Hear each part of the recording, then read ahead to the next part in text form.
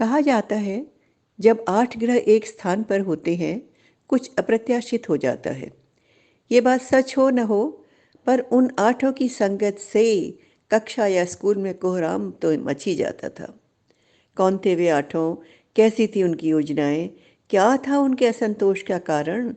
भला क्यों कहलाता था उन आठों का संयोग अष्टग्रह योग? साथियों, आप सबको आज साष्टांग दंडवत करने का दिल कर रहा है। भला क्यों? अरे भाई, आज आमने सामने में एक ऐसा सुयोग हुआ है, ऐसा संयोग हुआ है, चीजों का ऐसा सहयोग हुआ है और ऐसा योग हुआ है कि मन कर रहा है कि आपको बिल्कुल आपका नमन करूं, वंदन करूं और आपका अभिनंदन करूं। आज हम 100वां कार्यक्रम कर रहे हैं। सीढ़ी चढ़ते चढ़ते चढ़ते चढ़ते आज हम 100 की पादान पर पहुंच गए हैं। तो ये हमारे लिए बहुत खुशी की, हर्ष की, अभिमान की और आपके हमारा जो जुड़ाव चल रहा है उसका नमन करने का दिन है। इसके अलावा और क्या खास बात है? आज हम बाल दिवस का एक विशेष कार्यक्रम भी कर रहे हैं। इस महीने का जो बाल दिवस आएगा 14 नवंबर को, तो आज का कार्यक्रम हमारा बाल दिवस को यानी आपको, आप बच्चों को समर्पित है। तो दूसरा सुयोग ये हुआ और तीसरा जो संयोग हुआ है वो ये हुआ है कि आमने सामने में हमारे हाथों में आ गया है एक पिटारा, एक भंडारा। कैसा पिटारा, कैसा भंडारा? अरे भाई, 8 बच्चों की टोली है, आठों हम जोली हैं, देते बड़ों बड़ों को गोली हैं, लेकिन आठों के दिमाग में शैतानी फितरत, खुराफात इस कदर भरी है कि सारा स्कूल, घर, पड़ोस सब उनसे परेशान है।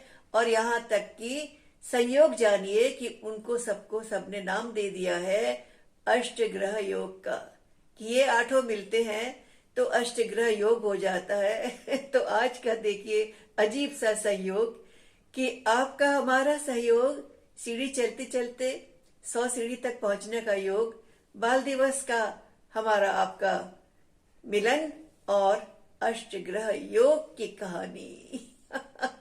इन आठों की जो टोली है उसमें कौन कौन है?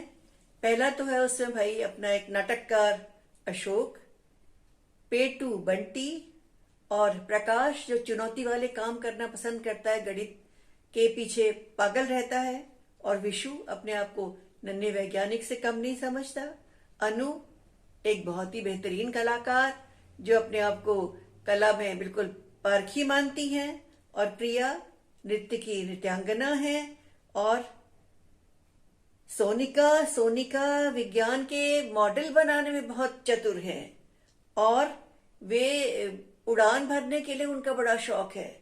और हमारी जो माला है वो माला तो तुकबंदी में जो है उनका कोई जोड़ नहीं है। रचना करना, कविता करना, कहानी बनाना ये उनके बाएं हाथ का खेल है।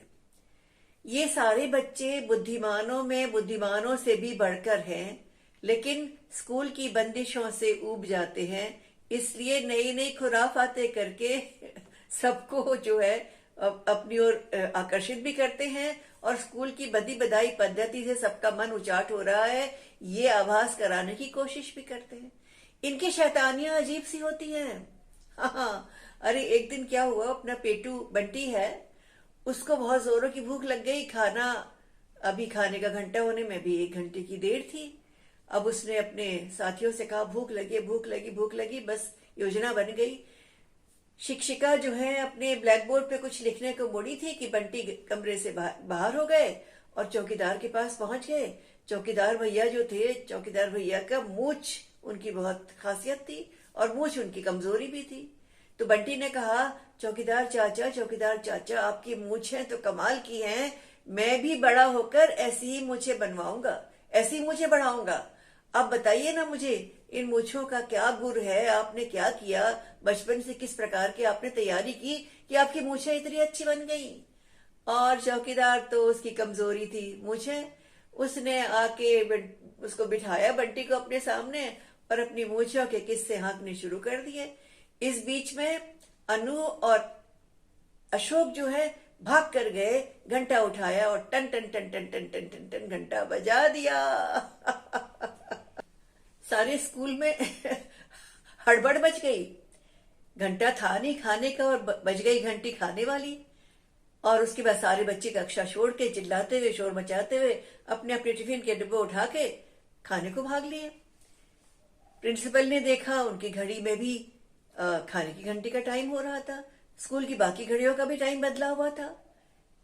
हुआ क्या था, ये जो 8 की टोली थी इसमें से 3 तो लग गए घंटा, एक तो बंटी चौकीदार को पहलाने फुसलाने में, और 2 बच्चे चले गए अशोक और अनु घंटा बजाने में, और बाकी जो 5 बचे थे उन 5 ने स्कूल की जगह जगह जो घड़ियां रखी थी सब घड़ी का समय जो है वो 1 घंटा आगे कर दिया।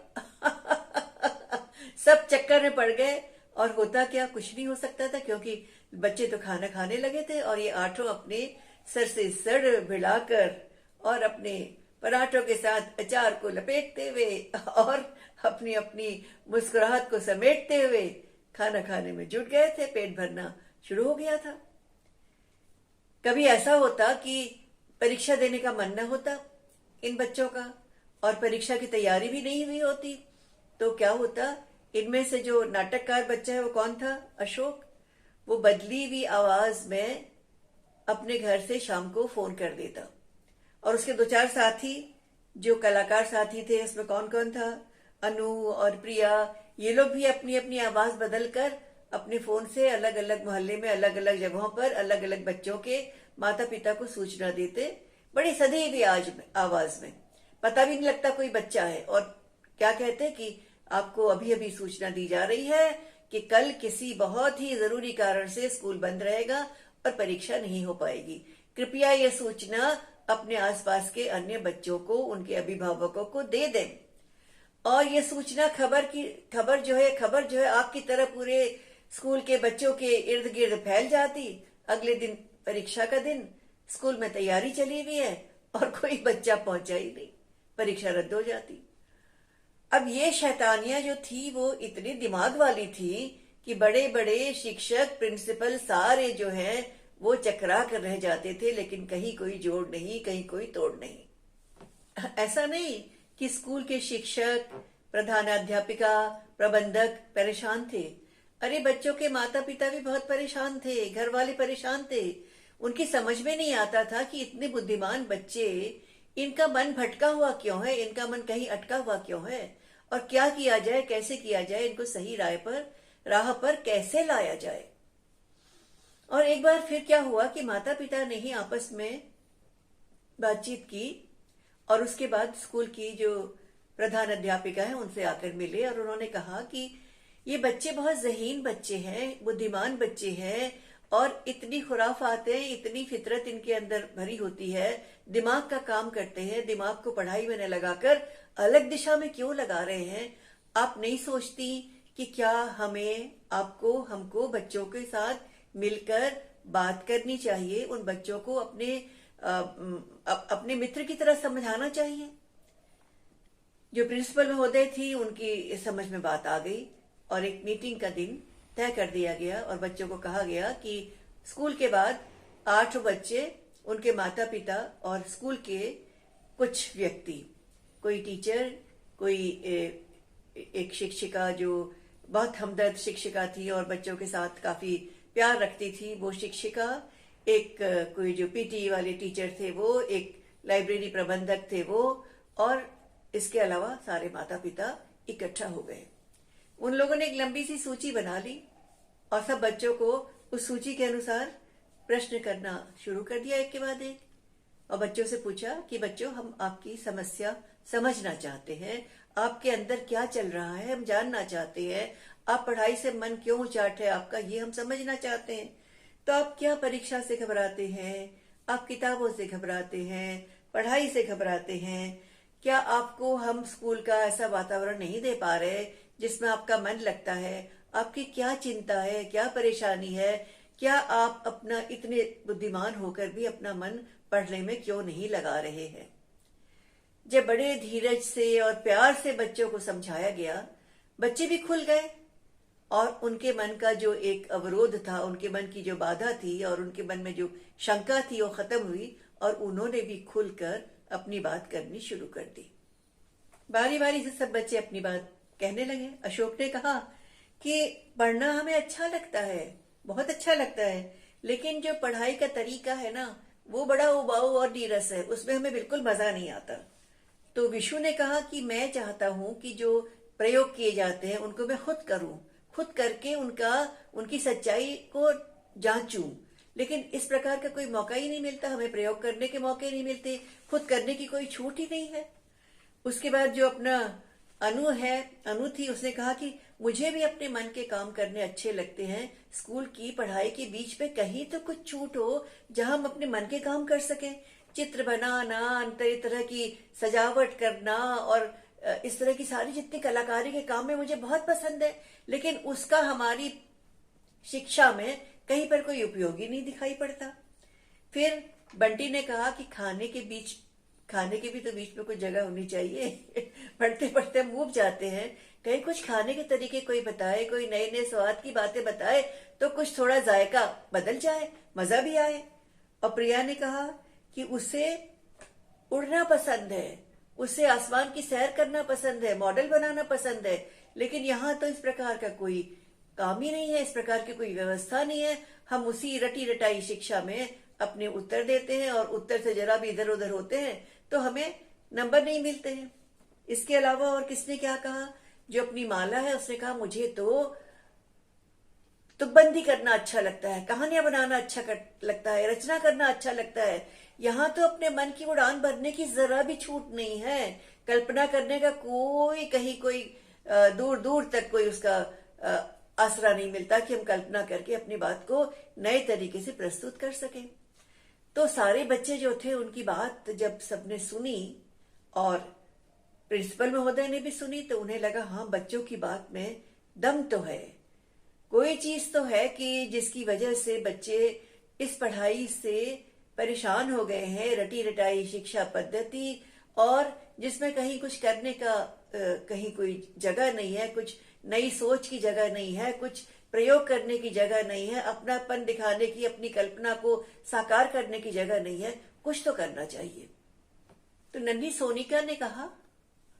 सोनिका बोली कि ऐसा है, आपको हमारी बातें अगर सही लग रही हैं, एक छोटा सा हम सुझाव देना चाहते हैं कि अगर हमें स्कूल में ही कोई ऐसी जगह मिल जाए जहां पर हम अपने मन के काम कर सकें, जहां हम समय गुजार के अपनी जितनी भी हमारी दबी हुई इच्छाएं हैं उनको पूरा कर सके, जहां में खेल कूद की छूट हो, अपने मन के खेल चुनने की छूट हो, अपने मन के प्रयोग करने की छूट हो, जिसको रचना करना है वो रचना कर सकता है, जो नृत्य करना चाहे नृत्य कर सकता है, गाना गाना चाहे गा सकता है, कलाकारी करना चाहे कलाकारी कर सकता है, और जो भी उसके अंदर मॉडल बनाने की इच्छा, उड़ने की इच्छा, किसी भी प्रकार की इच्छा हो, अगर ऐसा हमें कोई स्थान मिल जाए स्कूल में ही, हम तो स्कूल के बाद भी रुकने को राजी हैं।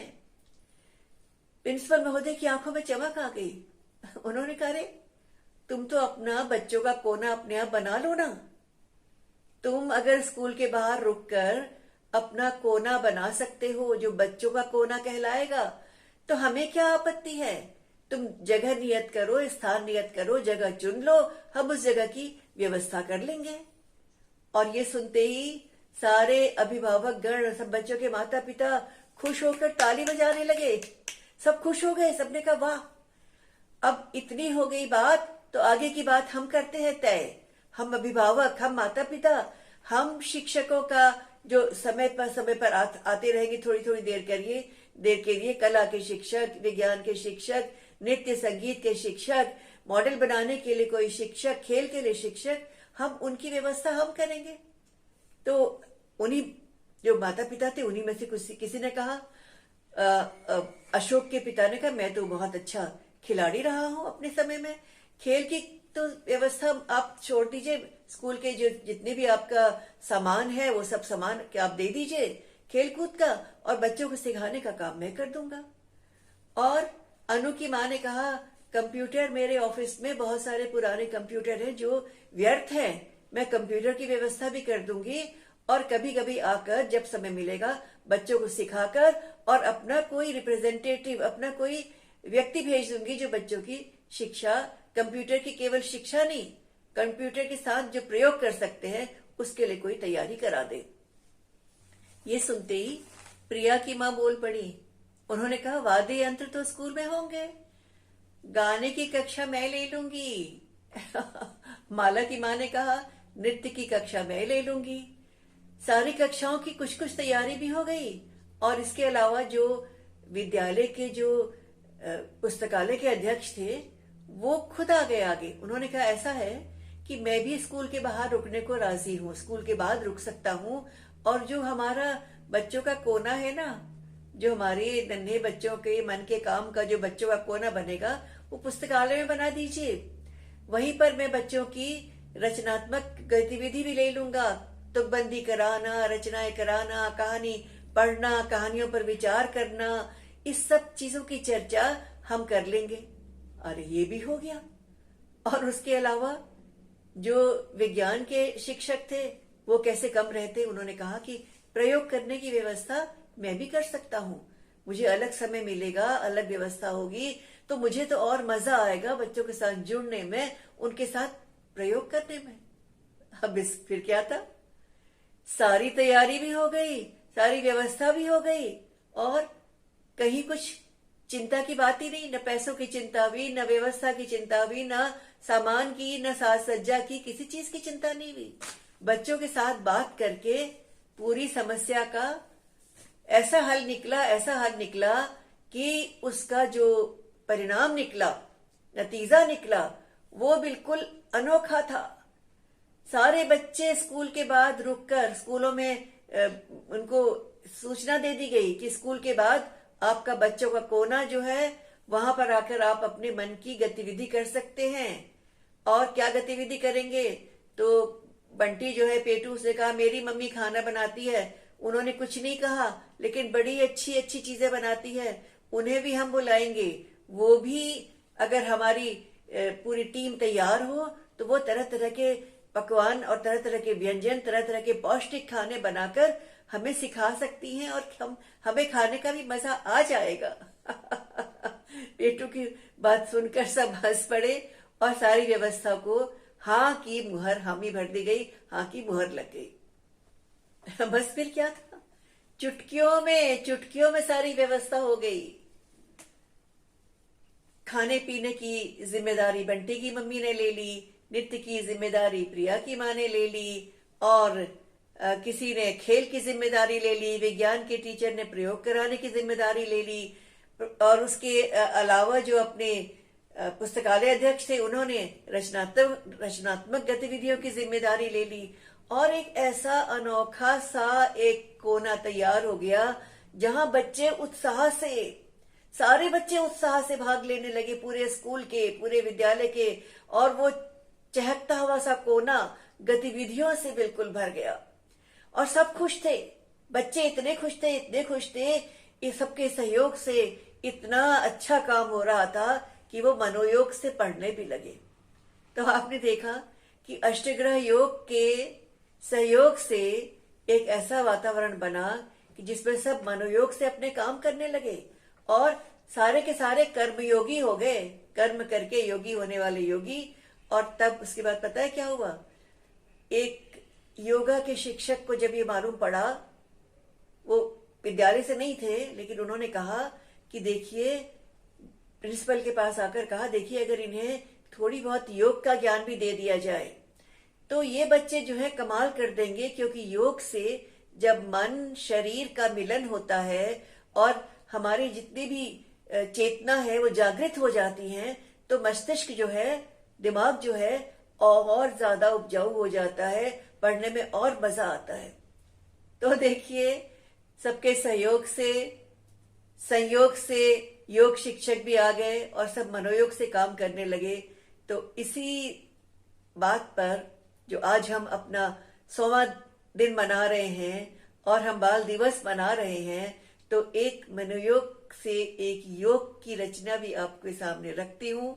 एक गीत है कि किस प्रकार से योग के माध्यम से हम संतुलित हो सकते हैं। गीत गा रही है नेहा, सुनिए, ध्यान से सुनिए।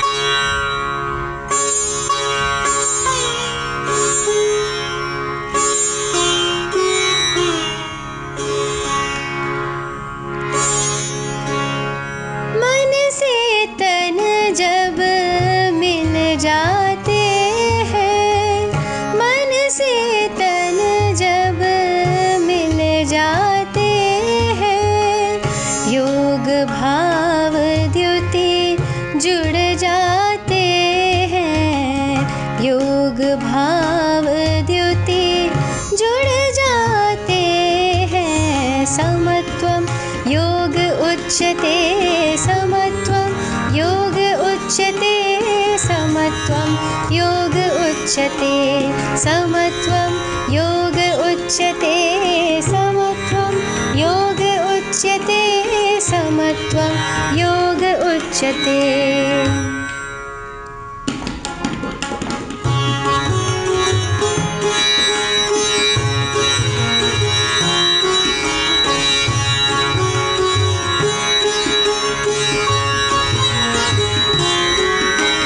श्वास मनस से स्पंदन जुड़ते, अवरोधों के बंधन खुलते, श्वास मनस से स्पंदन जुड़ते, अवरोधों के बंधन खुलते, शांत श्रव्य श्रुत वंदन करते,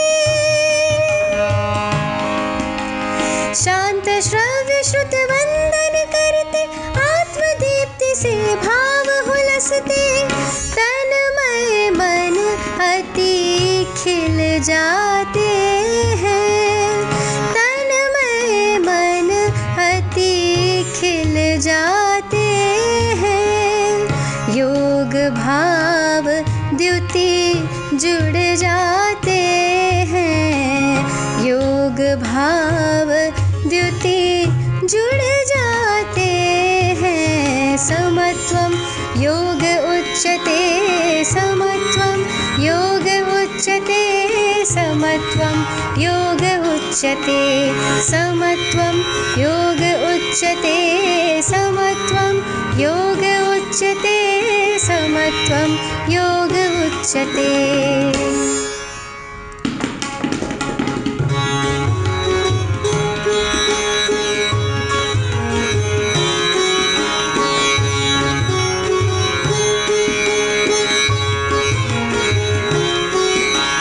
जब तरंग से मन चंचल हो, छवि मलिन हो, चित्त चपल हो, जब तरंग से मन चंचल हो, छवि मलिन हो, चित्त चपल हो, शुद्ध निनाद न हो, हलचल हो,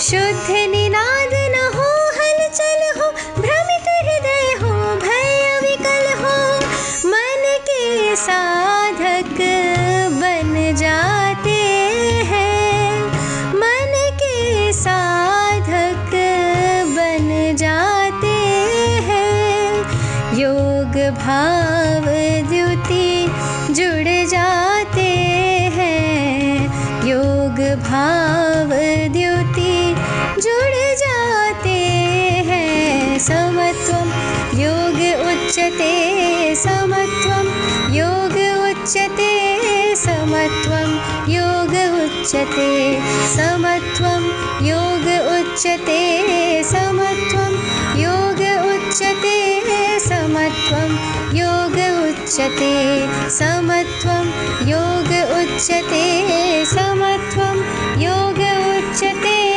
समत्वम योग उच्यते। सुना आपने नेहा दीदी ने कितना मधुर गीत गाया कि जब मन और शरीर एकाग्र होते हैं, जुड़ते हैं, तो हमारे सोचने की जो तरीके हैं वो भी सब बदलने लगते हैं और हम और बेहतर इंसान बन जाते हैं, और भी मनोयोग से काम कर सकते हैं और बड़े कर्मयोगी बन जाते हैं। तो आप भी गांठ मार लीजिए कि अपने मन के काम करने की छूट आपको मिलनी चाहिए और वो आप लीजिए, बड़ों को समझाइए, लेकिन ऐसे काम मत कीजिए कि दूसरों को तकलीफ हो जाए, जिसमें आप कुछ गलत काम कर बैठे, कुछ गलत निर्णय कर बैठे। अगर आपके पास इतना अच्छा दिमाग है, उसका सही इस्तेमाल करिए, बातचीत के द्वारा समस्या को सुलझाइए, और जो आपके अंदर की समस्याएं हैं, जो आपके विचार हैं, उनसे बड़ों को प्रभावित करने की कोशिश कीजिए।